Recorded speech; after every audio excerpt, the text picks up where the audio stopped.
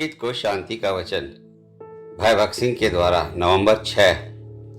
झूठे भविष्यवक्ताओं से सावधान रहो, जो भेड़ों के भेष में तुम्हारे पास आते हैं, परंतु अंदर में फाड़ने वाले भेड़िए हैं। मत्ती 7:15।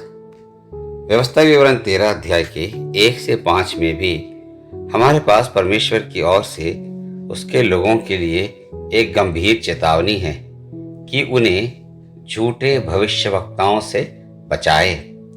इन अंतिम दिनों में हम ऐसे कई लोगों से मिलते हैं। जब भी परमेश्वर किसी से बात करते हैं, वो अपने वचन के अनुसार बातें करता है। हमें बाइबल इसी उद्देश्य के लिए दी गई है, अर्थात परमेश्वर के सारे मनसा को समझने के लिए। 2 तीमुथियुस 3 अध्याय 14 से 17 पद तक। वचन 16 में हम पढ़ते हैं, हर एक पवित्र शास्त्र परमेश्वर की प्रेरणा से रचा गया है और उपदेश और समझाने और सुधारने और धर्म की शिक्षा के लिए लाभदायक है।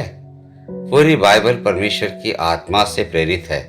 जब प्रभु मरे हुए में से फिर से जी उठे तो उन्होंने इमाउस की ओर यात्रा कर रहे चेलों को दिखाने के लिए पवित्र शास्त्र का उल्लेख किया, जिस उद्देश्य के लिए वह संसार में आए थे।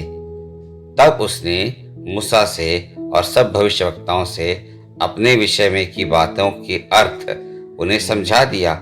जितनी बातें मूसा की व्यवस्था और भविष्यवक्ताओं और भजनों की पुस्तकों में मेरे विषय में लिखी हैं, सब पूरी हों। लूका रचित सुसमाचार 24 अध्याय का 27 और 44 पद में प्रभु यीशु मसीह ने पूरे पवित्र शास्त्र का उपयोग किया। जो झूठे शिक्षक और झूठे भविष्यवक्ता है, वे कुछ छंद लेते हैं और उन्हें अपनी शिक्षा के अनुरूप लागू कर लेते हैं।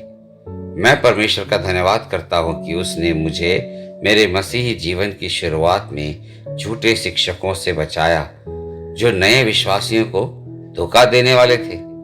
मैं कभी नहीं जानता था कि वे कौन थे, लेकिन वे तो मुझ पर बहुत दयालु थे। उन्होंने मुझे चाय और खाने के लिए अपने घर बुलाया। बाद में मुझे पता चला कि उन्होंने मुझे धोखा देने और मुझे गुमराह करने के लिए उन तरीकों का इस्तेमाल किया। जब मैंने देखा कि उन्होंने बाइबल से वही वचन दोहराई, तो मुझे पता चला कि कुछ गलत है। मैं उनके उन सपनों या दर्शनों से प्रभावित नहीं हुआ जिनके बारे में उन्होंने मुझसे बात की थी। मैं उन लोगों से मिलना चाहता था जिन्होंने अपनी गवाही, सेवकाई और सेवा में पूरी बाइबल के अंशों का इस्तेमाल किया हो। एक और बात भी थी जिसके द्वारा मैं उनके धोखे से बचाया गया। मैंने पाया कि प्रभु यीशु मसीह का पूरा जीवन परमेश्वर की इच्छा पूरी करने में बीता। हर मामले में परमेश्वर की इच्छा पूरी करके हम उसे प्रसन्न कर सकते हैं और उसकी सेवा कर सकते हैं। तो मैं उन लोगों से वही सवाल करने लगा, आप परमेश्वर की इच्छा को कैसे खोजते और जानते हैं? उनके पास इसका कोई जवाब नहीं था। वे केवल चिन्हों और चमत्कारों के बारे में ही बता सकते थे। जब उन्होंने कहा परमेश्वर ने मुझसे बात की, तो यह केवल एक झूठ था, क्योंकि वे इसे साबित नहीं कर सके। केवल परमेश्वर ने मुझसे बात की कहना पर्याप्त नहीं है।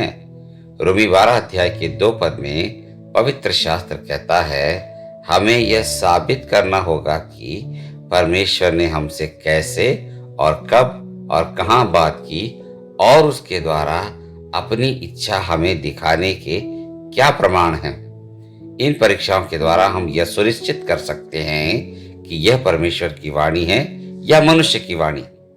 सभी प्रकाशन परमेश्वर के वचन के अनुसार ही होने चाहिए। हमें किसी भी विषय पर पवित्र शास्त्र की तुलना पवित्र शास्त्र से करनी होगी।